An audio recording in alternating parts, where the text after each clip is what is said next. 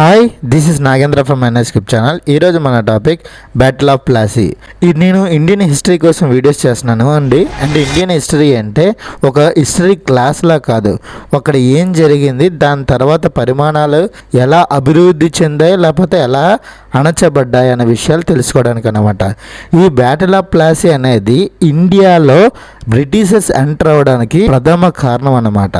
వాళ్ళు వచ్చి ఏం చేశారు, అప్పుడున్న ప్రజలు ఎలాంటి కండిషన్స్లో ఉన్నారు, వాళ్ళు ఆ కండిషన్స్లో ఉండడానికి రీజన్స్ ఏంటి. ఇది బ్యాటిల్ ఆఫ్ ప్లాసీ ఒకటే కాకుండా దాని ముందు దాని వెనకాతల జరిగిన హిస్టరీ ఏంటి, బ్రిటిషర్స్ ఇండియాలో ఎలా పాతికిపోయారనే విషయాలు కూడా మనం వన్ బై వన్ మాట్లాడుకుందాం. ఇంకొకటి విషయం ఏంటంటే ఇది సిరీస్ వైజ్గా చేస్తానన్నమాట. 1757 నుంచి 1947 వరకు ఇండియాలో ఎలా స్ట్రగుల్ అయింది, దానివల్ల ఇండియాలో ముక్కలు అవ్వడానికి కారణాలు ఏంటి.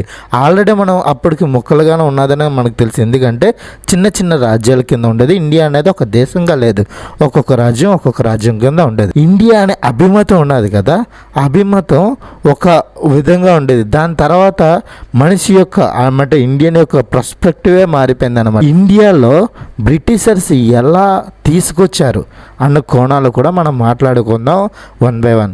ఇంకా ఎందులోనైనా ఎక్కడైనా మిస్టేక్ ఉంటే నన్ను క్షమించండి, నన్ను కరెక్ట్ చేయండి. నేను నెక్స్ట్ వీడియోలో దాన్ని సాల్వ్ చేసి పర్ఫెక్ట్గా చెప్పడానికి నేను ట్రై చేస్తాను. ఇది 1-2 రాదండి, కనీసం ఒక 40-50 ఎపిసోడ్లు వస్తాయి. నేను ఎపిసోడ్ మినిమం 15 to 20 minutes అని నేను అనుకుంటున్నాను.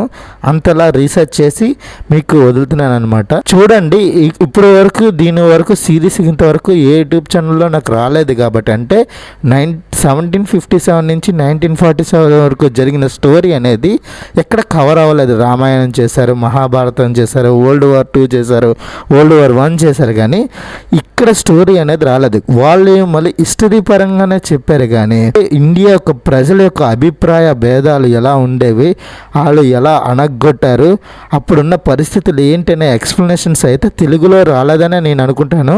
సో నేను ట్రై చేస్తున్నాను. ఆ ఎక్స్ప్లెనేషన్ నచ్చితే మీరు మరింత మందికి ఈ వీడియోస్ని పంపించమని కోరుకుంటున్నాను. ఓకే, ఫస్ట్ ఈ బ్యాటిల్ ఆఫ్ ప్లాసీ అంటే ఏంటో తెలుసుకుందాం. బ్యాటిల్ ఆఫ్ ప్లాసీకి ముందే బ్రిటిషర్స్ ఇండియాలో ఉన్నారు. బ్రిటిషర్స్ కాదు, ఫ్రెంచ్ వాళ్ళు కూడా ఉన్నారు. ఫ్రెంచ్ వాళ్ళు చాలా సంవత్సరాల నుంచి ఉన్నారు, తర్వాత బ్రిటిషర్స్ వచ్చారనమాట. ఆంధ్రాలో ఈ 1757కి ముందే ఫ్రెంచ్ వాళ్ళకి బ్రిటిషర్స్కి యుద్ధం కూడా అయింది, కొన్ని గొడవలు. అయితే ఇప్పుడు main topic battle of Plassey. ఇక్కడ ఏం జరిగిందంటే ఈ బ్యాటిల్ ఆఫ్ ప్లాసీ అనేది బెంగాల్కి అంటే ఇప్పుడున్న ప్రజెంట్ ఉన్న వెస్ట్ బెంగాల్లో ఒక పోర్ట్ దగ్గర, అంటే అక్కడ ఉన్న కలకత్తా పోర్ట్ దగ్గర సమీపంలో ఈ బ్రిటిషర్స్ ఎవరైతే ఉన్నారో వాళ్ళు ఒక చిన్న గొడౌన్ లాంటిదో లేకపోతే వాళ్ళు ఒక పెద్ద షెల్టర్ వేసుకొని వాళ్ళ ట్రేడింగ్కి అనుగుణంగా వాళ్ళని మలుచుకున్నారనమాట. మనందరికీ తెలుసు బ్రిటిషర్స్ ఫ్రెంచ్ వాళ్ళు ఇండియాలో వ్యాపారం కోసం వచ్చారు. వ్యాపారం చేయడానికి అప్పుడున్న ఇండియన్ గవర్నమెంట్కి ఎవరైతే ఉన్నారో అంటే పర్టికులర్ రీజన్కి శిస్తు కట్టాలి, ట్యాక్స్ పే చేయాలి. ఆ శిస్తు ఎవరు కట్టాలి, అప్పుడు పరిపాలిస్తున్న నవాబు సిరాజ్ ఉద్ దౌలా అనమాట.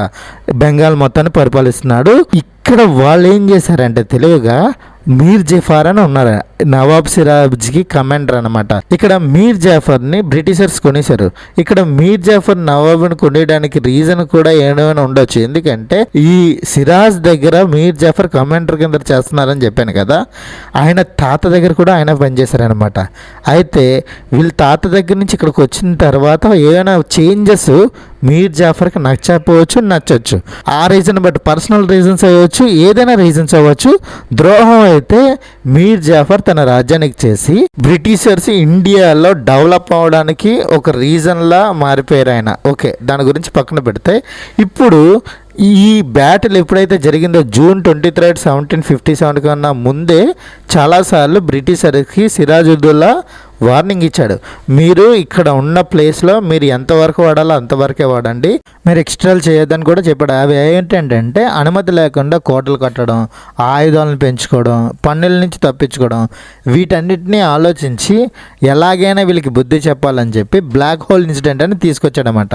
అప్పుడు ఏం జరిగిందంటే 146 మందిని ఒక చిన్న గదిలో పెట్టేసి వాళ్ళ 123 మంది చనిపోయారనమాట. కేవలం 13 మంది మాత్రమే మిగిలేరు. మిగిలిన వాళ్ళందరూ చనిపోయారు. దాంతో రగిలిపోయిన బ్రిటిష్ వారు ఎలా అయినా ఆ రాజ్యాన్ని ఆక్రమించుకోవాలని ఏం చేశారంటే ఒక కుట్రపూర్వకమైన ఒక వ్యక్తిని తీసుకొచ్చారు. అతనే రాబర్ట్ క్లైవ్ అనమాట. రాబర్ట్ క్లైవ్ ఏం చేశాడంటే తెలివిగా ఆయనకి ఇచ్చింది 3,000 మంది సైన్యం మాత్రమే. కానీ సిరాజుద్దౌలా దగ్గర 50,000 మంది ఉన్నారు. ఎలా ఓడిస్తాడు? ఒక్కరోజు కదా, ఒక అరగంట కూడా ఉండలేడు అనమాట. ఇక్కడే రాబర్ట్ క్లైవ్ ఒక తెలివైన ఎత్తుగడ వేసాడనమాట. యాక్చువల్గా కొన్ని రోజుల ముందే రాబర్ట్ క్లైవ్ వాళ్ళ దగ్గర వెళ్ళి కొద్ది సెర్చ్ చేసి ఎవరు లొంగుతాడా అని చూశాడనమాట. అలా లొంగిన వాడే సిరాజ్ ఉద్ దౌలా కమాండర్ మీర్ జాఫర్ అనమాట. ఆ మీర్ జాఫరే ఆల్రెడీ మనం చెప్పినట్టు ఈయన సిరాజుద్దౌలాకి నచ్చడు. అందువల్ల ఎలాగైనా సింహాసనాన్ని అధిష్ఠించాలని కలలు కంటుంటాడు.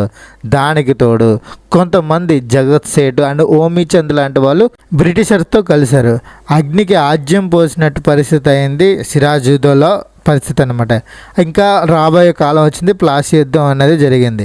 ప్లాసీ యుద్ధంలో 50,000 మంది సైన్యాన్ని చూసి సిరాజుద్దౌలా ఎలాగైనా నేనే గెలిచేస్తాను అనే నమ్మకంతో ముందుకెళ్ళాడు. దాదాపుగా 150 కిలోమీటర్లు కలకత్తాకు దూరంలోని ప్లాసీ అనే ఒక విలేజ్లోని ఒక మామిడి తోటల మైదానంలో యుద్ధం జరుగుతుంది. 50,000 మందిలో 300 దాదాపుగా చాలామంది అక్కడే నిలబడ్డారు. మీర్ జాఫర్ వైపు మాత్రమే నిలబడ్డారు, సిరాజుద్దౌలా వైపు వెళ్ళలేదన్నమాట. యుద్ధంకి ముందు వెళ్దామని ప్రయత్నించారు కానీ మీర్ జాఫర్ అడ్డుకున్నాడు. ఎందుకంటే ఆల్రెడీ వాళ్ళు ప్లానింగ్ ద్రోహం చేశాడు సిరాజుద్దౌలాకి. అప్పుడు యుద్ధంలో చాలా వరకు పోరాడి ఎలాగైనా ఇక్కడ నేను చచ్చిపోతానని తెలిసి అక్కడి నుంచి పారిపోయాడు అనమాట సిరాజుద్దౌలా. కొన్ని రోజులకి ఏం జరిగిందంటే సిరాజుద్దౌలా మీర్ జాఫర్ కొడుకుకి పట్టుబడ్డాడు, ఆయన హత్య చేశాడు. బ్రిటిషర్స్ ఒప్పందం ప్రకారం మీర్ జాఫర్ని నవాబుని చేశారు బెంగాల్కి. ఇప్పుడు సామాన్యుడి కోణంలో ఆలోచిస్తే సామాన్యుడు ఏం ఆలోచిస్తాడంటే, అరే మనం మీర్ జాఫర్ అయితే ఏంటి, బ్రిటిషర్స్ అయితే ఏముంది, లేకపోతే సిరాజుద్దౌలా అయితే మనకేముంది, నేను నార్మల్గా పంట పండించుకుంటున్నాను, నా పంటను తీసుకెళ్ళి నేను ఎంత పంట పండించినా అంత శిస్తు ఆ రాజ్యాన్ని కడతాను, నేను హ్యాపీగా ఉంటున్నానని అప్పుడున్న రైతు కానీ, మామూలు పని కానీ, చేనేత వస్త్రాలు కానీ, లేకపోతే వ్యాపారస్తుడు కానీ, నార్మల్గా జీవిస్తున్న ప్రతి ఒక్కరు అదే అనుకున్నారు. వాళ్ళకి తెలియదు అదే ఒక శాపంగా మారి 190 సంవత్సరాలు బ్రిటిషర్స్ వాళ్ళ జీవితాల్లో ఎంటర్ అయ్యి వాళ్ళ జీవితాలనే నాశనం. మీరు ఆలోచిస్తే ఇప్పుడు ఆల్రెడీ అయిపోయింది కదా, ఒక ఇండియానే కూర్చున్నాడు కదా, మనకి ఏంటి ప్రాబ్లం అనుకుంటే అది పొరపాటే. ఇక్కడి నుంచి అసలు కథ మొదలవుతుంది అనమాట. భారతదేశ చరిత్రను మార్చేసిన కథ ఇది. ఎందుకంటే ఇది రియల్గా జరిగిన ఇన్సిడెంటే. కాకపోతే ఇప్పుడు నుంచి ఏం జరిగిందంటే బ్రిటిషర్స్ వాళ్ళ తెలివిని ఉపయోగించి ఒక్కొక్కటి నెమ్మదిగా లాక్కోవడానికి ప్రయత్నించారు. అది ఎలా లాక్కున్నారు అనే విషయాలు కూడా మనం నెమ్మదిగా తెలుసుకుందాం. ఫస్ట్ ఆఫ్ ఆల్ బ్రిటిషర్స్ ఇండియాకి ఎందుకు వచ్చారంటే మన వ్యాపారం కోసం. ఆ వ్యాపారం ఏంటి? ఇండియాలో దొరికిన పట్టు వస్త్రాలు, పత్తి, సుగంధ ద్రవ్యాలు భారతదేశం నుంచి ఎక్స్పోర్ట్ చేసి అక్కడ యూరోప్ ఖండంలో 10 రూపాయలకు మన దగ్గర దొరికితే 100 నుంచి 150 రూపాయలకు అమ్ముకునే విధంగా మనం ఇప్పుడున్న భాషలో చెప్పుకోవాలంటే అలాంటి లాభంతో వాళ్ళు లాభాలు సంపాదించుకోవడానికి పెట్టిన కంపెనీ ఈస్ట్ ఇండియా కంపెనీ. ఈ కంపెనీ మొట్టమొదటి స్టార్ట్ చేసింది 1600 సంవత్సరంలో. ఈస్ట్ ఇండియా కంపెనీ స్టార్ట్ చేసింది ఎక్కడ? ఇంగ్లాండ్లో 1600 సంవత్సరాల్లో. కానీ ఇండియాలో ఎస్టాబ్లిష్మెంట్ అయ్యింది మాత్రం 1608 సంవత్సరంలో.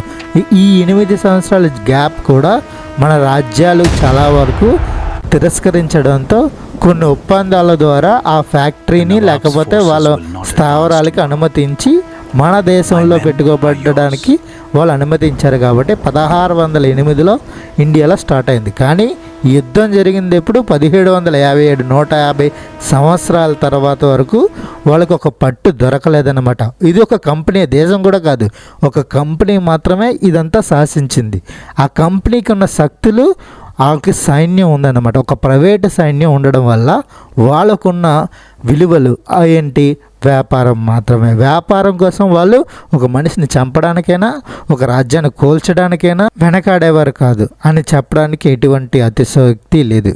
అయితే ఇప్పుడు సిరాజుద్దౌలా చనిపోయిన తర్వాత, మీర్ జాఫర్ నవాబ్ అయిన తర్వాత నెమ్మదిగా కంపెనీ యొక్క ఆలోచనలు, కంపెనీ యొక్క పద్ధతులు నెమ్మదిగా ఆ దేశం అంటే కలకత్తా మొత్తానికి వ్యాపించసాగాయి.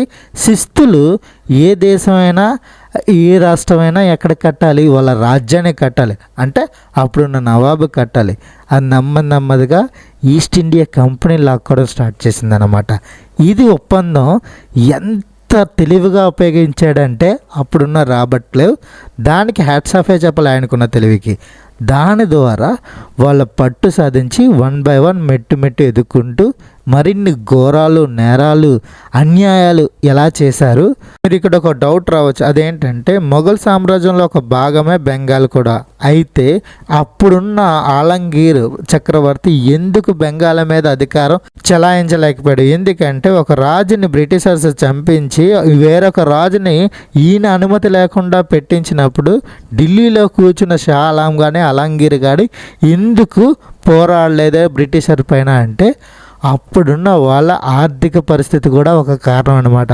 వాళ్ళ దగ్గర ఉన్న రిసోర్సెస్ అనేవి తగ్గుతూ రావడం వల్ల ఇంకేమీ చేయలేని పరిస్థితిలో బ్రిటిషర్స్కి ఆ బెంగాల్ని అప్పగించాల్సిన సిచ్యువేషన్ ఏర్పడింది ఈ మొఘల్ సామ్రాజ్యంలో. ఇక్కడ నుండి ఇండియా చరిత్ర మారిపోయింది. ఆ తర్వాత ఏం జరిగింది అనేది 1 by 1 మనం తెలుసుకుందాం.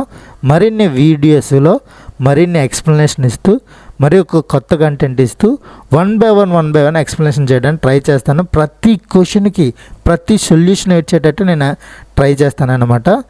ఈ వీడియోస్ ఇంకా రన్ అవుతూ ఉంటాయి. వీడియోని చూడండి, ఇంతవరకు వచ్చారు కాబట్టి మీకు కంటెంట్ నచ్చుంటుందని నా అభిప్రాయం అనమాట.